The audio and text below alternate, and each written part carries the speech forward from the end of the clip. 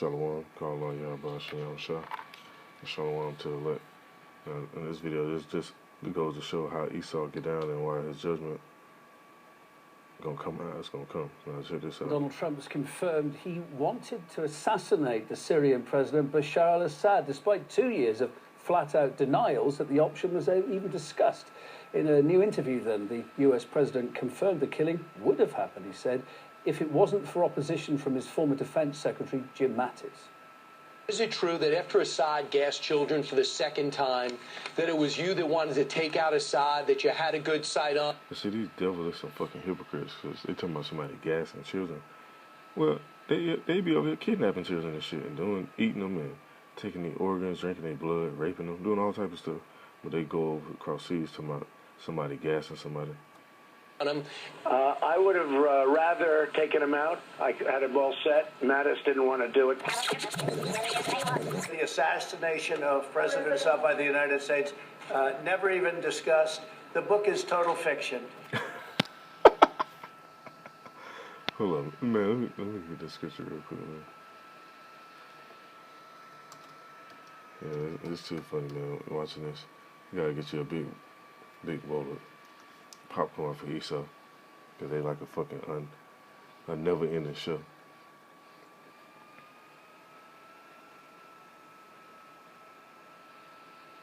Let's see. It's in the book of James, chapter 1, verse 8. It says, a double-minded man is unstable in all his ways. And that's what you see, these damn unstable devils. Washington says Bashar al-Assad committed crimes against his own nation, including multiple alleged chemical attacks. Both Syria and its military ally Russia have always denied any involvement. Daniel McAdams, the executive director at the Ron Paul Institute, says Trump's flippant admission now could have dangerous consequences, though. Mattis admitted early in 2018 that the U.S. had no evidence that Assad was behind either the Ghouta attack or the Khan Sheikhoun attacks in Syria. And in fact, our only source of evidence were the White Helmets, who were basically working with al-Qaeda in Syria. So we're going to believe al-Qaeda over Russia and Assad, who are busy trying to fight al-Qaeda. There's a real danger in this. It is sort of a lawlessness. The U.S. is for a long time frowned upon, even though the CIA has done its best to do assassinations, but has legally and officially frowned on the idea of assassinating foreign leaders. The assassination of Soleimani, of course, in Iran was a huge exception. It hasn't gone very well for Trump. No, it really ain't. And I'm going to go into a video where they're talking about retaliation and stuff after this one. He hasn't got Iran coming on its knees, begging for a deal after that. On the contrary. So all this talk of assassinating people, in reality what it does is puts U.S. troops, U.S. diplomats, and just plain old Americans overseas in a lot more jeopardy than they... And that's some real thug-like behavior. You going around talking about assassinating everybody and shit and actually doing it. Those are real thugs right there. They like to call a lot of people thugs and gangsters and shit. That's some gangster shit right there. You assassinating niggas and you telling them you're going to do it? Anyway, this is in the book of 2 Peter chapter 2, verse 14. It says, having eyes full of adultery and that cannot cease from sin, beguiling unstable souls, and heart they have exercised with covetous practices. They are cursed children. And that's talking about these damn Edomites. And they actually are cursed. Now, our people went through curses too, and still do to this day, but they're getting lifted. And they getting put upon them. That's why these nations are coming up against them. They despising them. They peeping out their little methods. This little method, destroy a leader, set up another. They don't figure it out now. So now I've been on noon for 4 months. I don't hear that about that.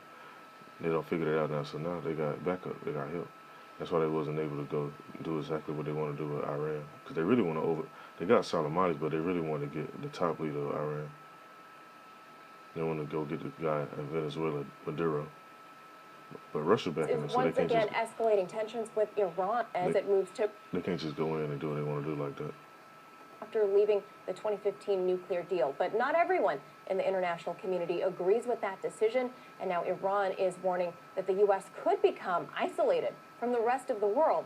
Now, the announcement by the U.S. is expected to create a lot of controversy at the first day of the United Nations General Assembly hearings, which is happening in New York City. RT's Rachel Blevins is joining us here in studio to discuss those details. So, Rachel, What actions are the U.S. taking against Iran this week? Before this play, let me get this precept real quick. This is another good one right here. It says in the book of Jeremiah, chapter 13, verse 23, it says, "Can the Ethiopian change his skin, or the leopard his spots?" And you ever see an Ethiopian, somebody from the land of Kush, because that's what it was called over in that region.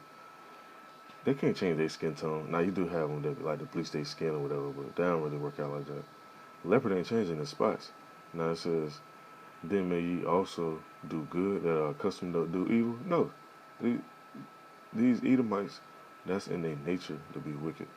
It's just do what they do. Go around the world doing stuff like that, bombing everybody, shooting up everything, invading land, coming in with peace treaties, saying, "Oh, we're going to have peace, and, you get this part of the land, we get this part." And while they on their part, they scheming on taking your part. That's what they do. Well, the Trump administration is calling for the full restoration of all UN sanctions against Iran, and it's moving to take actions against anyone who does not comply. So earlier today, where we saw the UN General They don't comply, they're going to take actions. Assembly kicking off its annual meeting in New York City. Well, here in Washington, President Trump was issuing a new executive order. Now, this order specifically includes sanctions against any person determined by the Secretary of State in consultation with the Secretary of the Treasury to engage in any activity that materially contributes to the supply, sell, or transfer directly or indirectly to or from Iran, or for the use of, in, or benefit of Iran of arms or related material, including spare parts. Meantime, Secretary of State Mike Pompeo made this announcement. Today I will take the first action under this new executive order by sanctioning the Iranian Ministry of Defense and Armed Forces Logistics and Iran's Defense Industries Organization and its director. We're also sanctioning the previous president of Venezuela, Nicolas Maduro. And see, they still trying to get both of them areas because of that oil and all that land and other valuable resources. Well, see, Russia done swooped in and being a guard until these nations, like the scripture said in the book of Ezekiel. Nearly 2 years, corrupt officials in Tehran have worked with the illegitimate regime in Venezuela to flout the UN arms embargo.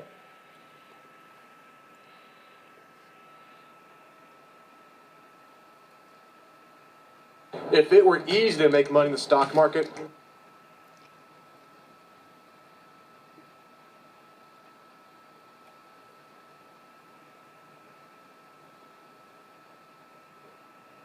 So the U.S. appears to be using every tool possible to go after Iran, turning up this maximum pressure campaign, but also targeting Iran's closest allies here.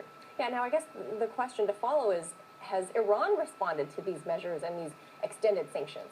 They have, and Iran's currency took a hit following this news after we've already seen it fall and lose half of its value this year alone. Now, Iranian President Rouhani responded, and he said... Before I let that play, me go into the scripture. We got a guy Pompeo talking about sanctions and shit. This is how they get out. It's in the book of Psalms. The book of Psalms, chapter 55, verse 21, it said, "The words of his mouth were smoother than butter, but war was in his heart. His words were softer than oil, yet were they drawn swords." And that's all they want.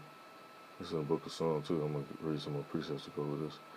This is in the book of Psalms, chapter 35, verse 20, says, "For they do not speak peace, but devise deceitful schemes against those who live quietly in the land." You know, people be over there minding their business. They push the little agenda out, talk about the terrorists and all that stuff. But if you actually research these terrorist groups, they actually be funded by the CIA. So who the real terrorists?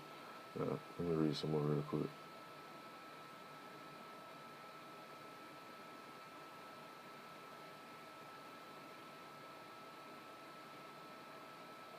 It's in the book of Psalms, chapter 59, verse 7. It says, "See what they spew from their mouths, sharp words from their lips. For who can hear us? And the Most High hear all this stuff." You got the angels marking and documenting everything.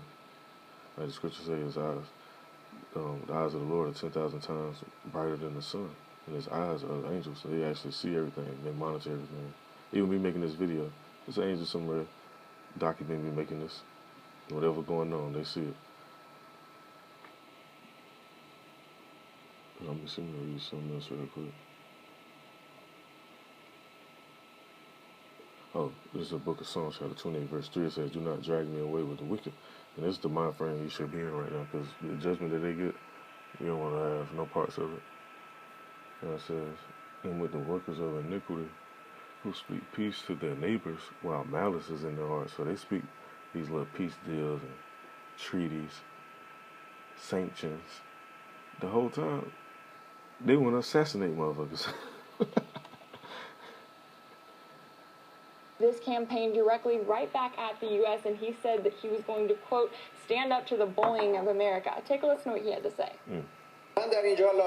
As the president of Iran, today I want to announce that if America uses its bullying, as it inaccurately insists that it has been able to resume resolutions, something that nobody accepts, and takes an action and does something in practice, it will have to face our decisive response. Yeah, I'm going to just pause it right there. I was going to play these extra little videos that I got queued up, but I ain't going to play them right now. Let me just pull a few more presets and I'm going to end this one off.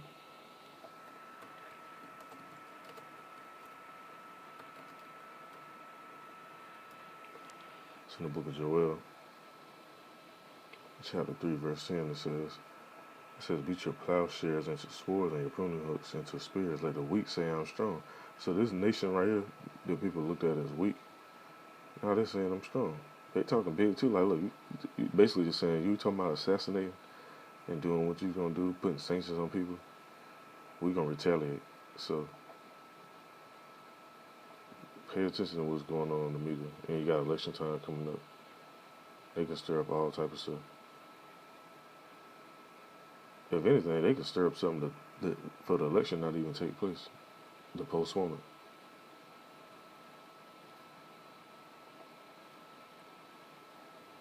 Either way it go, though, this is going to take place.